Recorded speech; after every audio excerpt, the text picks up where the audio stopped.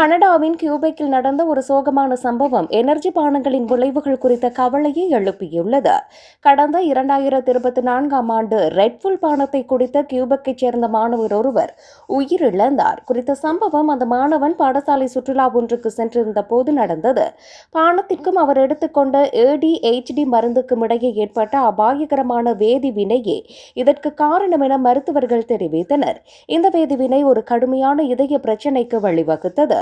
எவ்வாறாயினும் சம்பவம் நடக்க முன்னர் மாணவன் ஆரோக்கியமாக இருந்ததாக அவரது பெற்றோர் தெரிவித்துள்ளனர். மாணவனின் மரணத்திற்கு பின்னர் அவரது பெற்றோர் சுகாதார அமைச்சர் சோனியா பெலாங்கரை சந்தித்தனர். இளைஞர்களுக்கு எனர்ஜி பானங்கள் விற்பனை செய்வதை தடுக்கும் சட்டத்தை அவர்கள் கோருகின்றனர். அதாவது இளம் பருவத்தினரை இதுபோன்ற அபாயங்களிலிருந்து பாதுகாக்க அவர்கள் விரும்புகின்றனர். இந்த நிலையில் எனர்ஜி பானங்கள் தொடர்பிலான புதிய விதிகள் குறித்து அரசாங்கம் தற்போது பரிசீலித்து வருகிறது. இதற்கமைய 16 அல்லது 18 வயதுக்குட்பட்டவர்களுக்கு எனர்ஜி பானங்களை தடை செய்வது ஒரு யோசனையாகும். அத்துடன் எடுக்கப்படக்கூடிய நடவடிக்கைகள் குறித்து ஆராய்ந்து வருவதாக அதிகாரிகள் தெரிவித்துள்ளனர்.